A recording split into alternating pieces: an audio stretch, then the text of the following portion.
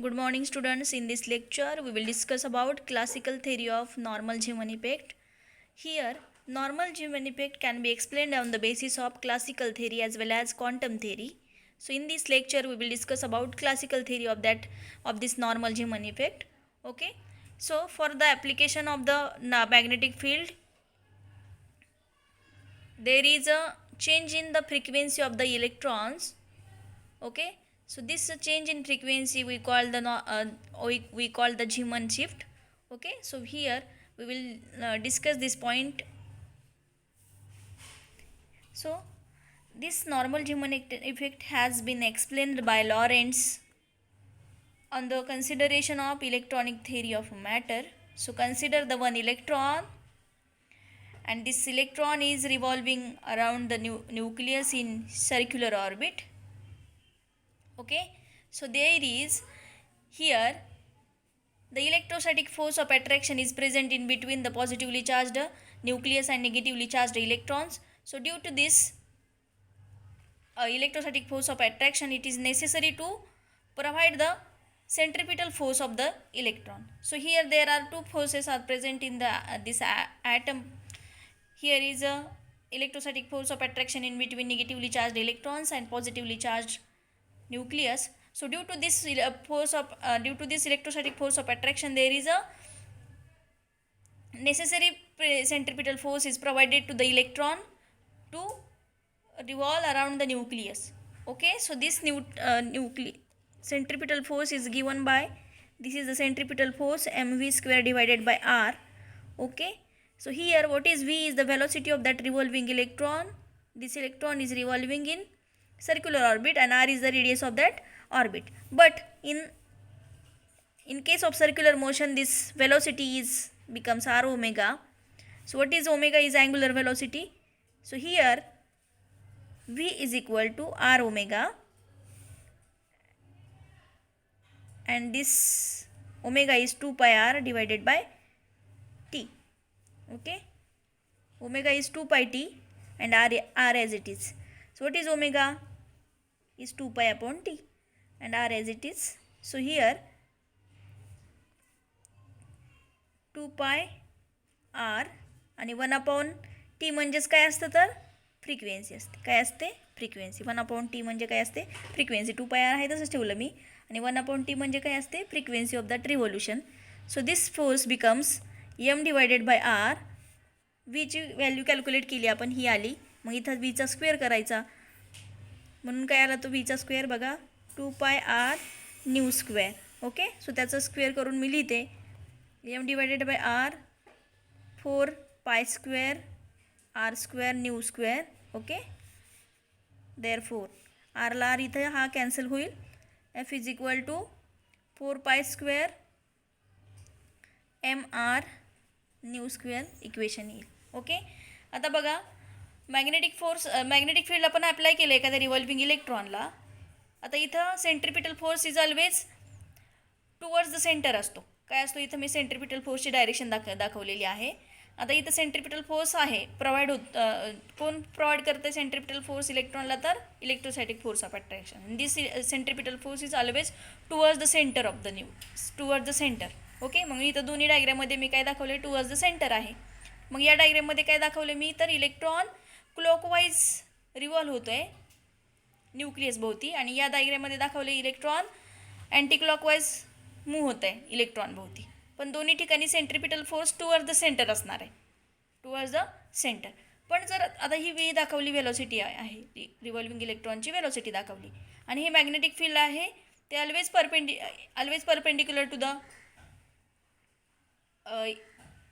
Path of the electron असेल. इथं पण तसंच असेल. जरी इलेक्ट्रॉन क्लॉकवाईज जरी रिव्हॉल्व झाला किंवा अँटी क्लॉकवाईज जरी रिव्हॉल्व झाला तरी मॅग्नेटिक फील्ड या डायरेक्शनमध्ये आपण अप्लाय करणार आहे. आणि मग मॅग्नेटिक फील्ड अप्लाय केलं की ती रिव्हॉल्विंग इलेक्ट्रॉनची जी फ्रिक्वेन्सी आहे त्या फ्रिक्वेन्सीमध्ये चेंज होतो. रिव्हॉल्विंग इलेक्ट्रॉनची जी फ्रिक्वेन्सी आहे त्याच्यामध्ये चेंज होतो कधी? तर अप्लाइड मॅग्नेटिक आपण फील्ड केलं तर. आणि मग due to this magnetic field extra force is acting on this revolving electron, this which is called as magnetic force. This extra force which is present on this electron, revolving electron, त्याला आपण magnetic force म्हणणार आहे. मग त्याची ही magnitude आहे force, magnetic force. Q म्हणजे charge on the electron, v म्हणजे वेलॉसिटी, बी म्हणजे मॅग्नेटिक फील्ड आणि साईन थीटा असणार आहे अँगल. आणि मग मॅक्झिमम व्हॅल्यू जर आपण कन्सिडर केली अँगलची तर ती साईन 90 असते आणि साईन 91 असतो. म्हणून हे इक्वेशन काय येईल, F is equal to Q V B. बरोबर. हा एक्स्ट्रा फोर्स आहे, magnetic force acting on the electron because of the magnetic field. Okay. So this force, magnetic force is also present on the electron. So this is the magnitude of the magnetic force on the electron. Okay, so here we will consider instead of this Q we will consider E. So EVB is the magnitude of that force. Okay, we will consider here magnetic field by B later. Okay, so by the application of magnetic field we will get this force, magnetic force, and this magnetic force is always perpendicular to the plane of the electron orbit. Okay, this magnetic field is applied to the always perpendicular. I have already told you that this magnetic field always perpendicular to the plane of the electron orbit. Okay, so according to the Fleming right hand rule, the direction of this force will be towards or away from the center. Okay, the direction of this magnetic force we can denote by this using FB. या F बी या लेटरनं आपण magnetic force denote करूया. आणि मग त्याची direction according to Fleming right hand rule कशी असते, always this force will be towards or away from the centre. म्हणजे एकतर टुवर्ड्स सेंटर असेल किंवा अवे फ्रॉम द सेंटर असेल, depending upon the direction of the electron, revolving direction of the electron. मग इथं काय आहे, जर इलेक्ट्रॉन क्लॉकवाईज रिव्हॉल्व होत असेल तो नेहमी टुवर्ड्स द सेंटर असेल मॅग्नेटिक फोर्स. आणि जर इलेक्ट्रॉन अँटी क्लॉकवाईज रिव्हॉल्व होत असेल तर तो अवे फ्रॉम द सेंटर असेल, तो मॅग्नेटिक फोर्स. बघा इथं मॅग्नेटिक फोर्स एकतर टुवर्ड्स द सेंटर ॲक्ट होईल किंवा away from the centre act होईल. कशावरती डिपेंडंट आहे तर इलेक्ट्रॉनची मोशन. तर इथं क्लॉकवाईज मोशन आहे तर तो टुवर्ड्स द सेंटर ॲक्ट होईल, आणि इथं अँटी क्लॉकवाईज मोशन आहे इलेक्ट्रॉनची तर तो away from the centre act होईल. Okay, so due to this force, frequency of that revolving electron will decrease or increase depending upon the direction. Okay, so here direction of this centripetal force and direction of this magnetic force is same. So due to this same direction, here this force will be add with each other. म्हणजे दोघांचे addition आपण करू कारण direction same आहे. मग इथं actual काय होईल, त्याची फ्रिक्वेन्सी वाढेल कारण दोघांची डायरेक्शन सेम असल्यामुळे फोर्स वाढला की फ्रिक्वेन्सी वाढणार. आणि इतर दोघांची डायरेक्शन अपोजिट आहे, म्हणजेच कशाची डायरेक्शन, सेंट्रिपिटल फोर्स आणि मॅग्नेटिक फोर्स दोघांची डायरेक्शन अपोजिट आहे. म्हणजे आपण एकमेकातून हे काय करणार, फोर्स निगेटिव्ह करणार आणि म्हणजेच फ्रिक्वेन्सी काय होईल, कमी होणार आपोआपच. ओके, सो आपण काय कॅल्क्युलेट करूया, तर ॲडिशनल फोर्स किती आहे. If additional force is away from the centre, additional force is away from the centre म्हणजेच काय, सेंटरपासून लांब चालला आहे तर काय होतं आहे, ऑर्बिट एक्सपांड होतं आहे आणि फ्रिक्वेन्सी काय होतं, डिक्रीज होते. बघा आता इथं दोघांची डायरेक्शन अपोजिट आहे म्हणजे एकमेकातून फोर्स काय होतील, मायनस करणार आपण, डायरेक्शन डिफरंट असल्यामुळे. आणि मग फ्रिक्वेन्सी काय होणार, ऑब्वियसली डिक्रीज होणार. म्हणून आपण काय लिहिणार, if additional force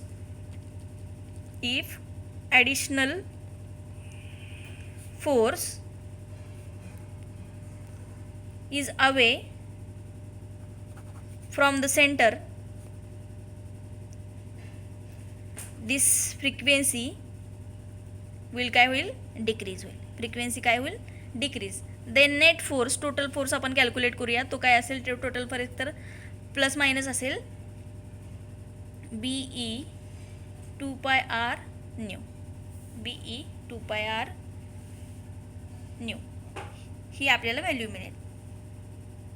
okay,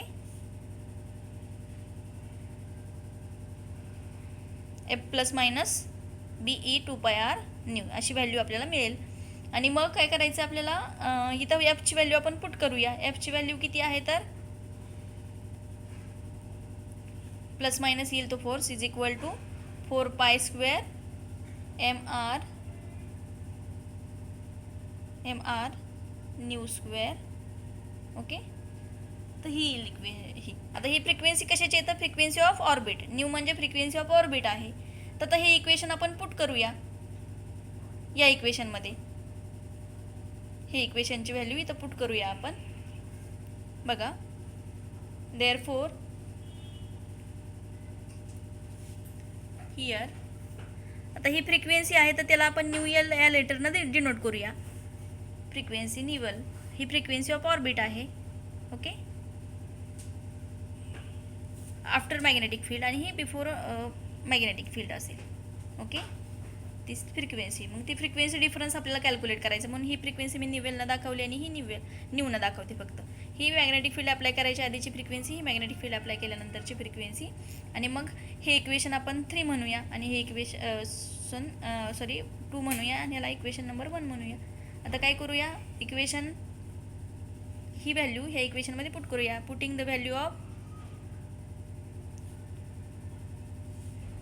equation 2 into 1 we get 4 pi square mr into bracket frequency difference येईल इथं is equal to plus minus he म्हणजेच be 2 pi r new 2 pi r new असं इक्वेशन येईल. दोघं इक्वेशन आपण कम्पेअर करतोय बरोबर. आता इथं काय येईल, सेम जो पार्ट आहे तो जाईल आणि मग शिल्लक काय राहतं आहे तर plus minus BE new divided by 2 pi m जे काय असेल इकडे जाईल या साईडला आणि आपण ही फ्रिक्वेन्सी डिफरन्स कॅल्क्युलेट करूया बरोबर. आता ह्याचं कसं आपण हे करणार आहे, a² - b² फॉर्म्युल्यानं काय करूया, ही जी टर्म आहे ती एक्सपांड करूया आणि मग काय करायचं, nu l plus v nu l minus nu is equal to plus minus be nu divided by 2 pi m. जे काही इकडे गेल्यानंतर जे काही सेम आहे ते कॅन्सल आउट करायचं राहिलेलं शिल्लक लिहिलं मी इथं. Okay,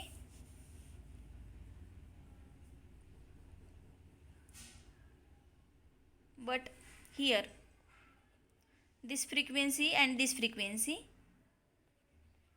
new is equal to new, nearly equal to new. ही जी फ्रिक्वेन्सी आहे ती सेमच असेल म्हणून काय करायचं आपण पुट करायचं याच्याऐवजी हे, मग nu l plus nu is equal to 2 nu. Okay, then nu l minus nu is equal to d nu. म्हणजेच हे चेंज इन फ्रिक्वेन्सी आहे. एवढी चेंज होती frequency, nu l minus nu एवढा चेंज इन फ्रिक्वेन्सी येतो आहे. Okay, म्हणून इथं पुट करते मी हे 2 न्यू आणि डी न्यू. इथं हे 2 न्यू आलं आणि हे डी न्यू म्हणजे 2 न्यू इंटू डी न्यू. म्हणजे याच्याऐवजी मी काय पुट केलं, ही फ्रिक्वेन्सी कमी आहे म्हणजे नियरली इक्वल आहे दोघांच्या. ओके, ह्या दोघांची फ्रिक्वेन्सी नियरली इक्वल आहे, जास्त चेंज होत नाही फ्रिक्वेन्सीचा. म्हणजे काय, ज्यावेळेस ही फ्रिक्वेन्सी आहे मॅग्नेटिक फील्ड अप्लाय करायच्या आधीची आहे आणि ही मॅग्नेटिक फील्ड अप्लाय करायच्या नंतरची फ्रिक्वेन्सी. पण त्या फ्रिक्वेन्सीमध्ये चेंज होतो पण इतका पण चेंज होत नाही, त्याच्यामुळे त्या नियरली काय आहेत इक्वल असतील. म्हणून मग मी काय पुट केलं, न्यू एलच्या ऐवजी न्यू पुट केलं आणि मग न्यू प्लस न्यू 2 न्यू झालं आणि D new, new l minus new म्हणजेच काय चेंज आहे डी न्यू त्याला मी म्हटलं. मग 2 pi d nu is equal to plus minus B e v divided by 2 pi m असं इक्वेशन आलं. ओके, आता त्यानंतर हे 2 न्यू मी इकडं घालवते आणि मग काय करते, लिहिते इथं डी न्यू काढूया. कारण काय करायचं आपल्याला, किती चेंज फ्रिक्वेन्सीचा झालेला आहे after application of the magnetic field ते कॅल्क्युलेट करायचे. ओके, मग आपण काय करूया, डी न्यू कॅल्क्युलेट करूया. डी न्यू म्हणजे काय, change in frequency after and before magnetic field. Okay, after and before magnetic field. मग ते कॅल्क्युलेट करून घेण्यासाठी डी न्यूच्या फॉर्ममध्ये इक्वेशन लिहिते मी. D nu is equal to काय येईल मग, plus minus be nu divided by D nu 2 pi m आहे तसंच ठेवणार बरोबर. आता मग इथं काय सॉरी न्यू येणार ना, 2 न्यू इकडं घालवतोय आपण. आता मग काय काय होईल, D nu is equal to plus minus B E न्यूला न्यू जाईल, शिल्लक काय राहतं आहे 2 मल्टिप्लाय बाय 2 पाय 4 पाय m शिल्लक राहील. पण आता इथं आपल्याला माहिती आहे न्यू म्हणजे फ्रिक्वेन्सी आहे तर ती किती असते, c/λ. ओके, मग त्याची व्हॅल्यू आपण पुट करूया. पुट करण्यासाठी काय करावं लागेल मला याची डी न्यूच्या ऐवजी ही व्हॅल्यू पुट करायची. मग मला ह्याचं डिफरन्शिएशन घ्यावं लागेल. डिफरन्शिएशन घेतल्यानंतर काय येईल, डी न्यू 1/λचं जे डेरिव्हेटिव्ह आहे 1/λचं, तो -1/λ² असतो. म्हणून C/λ² येईल इंटू लॅम्बडाचं ही डेरिव्हेटिव्ह काय येईल, डी लॅम्बडा. डिफरन्शिएट करायचं इक्वेशन कशासाठी, तर हे डी न्यू मला काढायचं आहे म्हणून. मग न्यू माहिती आहे आपल्याला C/λ असतो आणि मग डिफरन्शिएट करून आपल्याला डी न्यूची व्हॅल्यू मिळेल. डिफरन्शिएट केल्यानंतर C तसंच ठेवलं, कॉन्स्टंट आहे. मग 1/λचं जे डेरिव्हेटिव्ह आहे ते -1/λ² असतो. बघा 1/λ is equal to -1/λ². Okay, -1/λ². Okay, मग आता ते मी इथं लिहिलेलं आहे. आता मी इथं पुट करते ते इक्वेशनमध्ये. डी न्यू ची व्हॅल्यू आली -C/λ² into D lambda. Okay, मग आता डी न्यूची व्हॅल्यू पुट केली आणि मग इक्वेशन येत आहे D lambda is equal to ±λ² HE/4πm. D न्यूची व्हॅल्यू पुट केली, ती किती व्हॅल्यू आहे तर C व्हॅल्यू आहे, पुट केली आणि मग डी लॅम्बडा ठेवलं आणि C/λ² इकडं पाठवलं. इथं C येईल. तर ही आपल्याला चेंज इन फ्रिक्वेन्सी मिळालं. बरोबर, ही चेंज इन फ्रिक्वेन्सी आहे आणि फ्रिक्वेन्सी चेंज झालं की ऑब्वियसली त्याच्या वेवलेंथमध्ये सुद्धा काय होतो, चेंज होतो. फ्रिक्वेन्सी चेंज झालं की त्याच्या वेवलेंथमध्ये चेंज होतो आणि मग ही चेंज इन वेवलेंथ आहे. कशाची तर त्या इलेक्ट्रॉनची. ओके, इलेक्ट्रॉनची. So here lambda is wavelength of original that spectral line. म्हणजे काय झालं, इलेक्ट्रॉन रिव्हॉल्व झाला आणि मग due to this revolving electron, जर इलेक्ट्रॉन एका ऑर्बिटमधून दुसऱ्या ऑर्बिटला जम्प झाला की तो काय इमिट करतो, रेडिएशन्स इमिट करतो in the form of spectrum. आणि मग ती स्पेक्ट्रल लाईन जी आपण बघतो तर त्या स्पेक्ट्रल लाईनची ही वेवलेंथ आहे.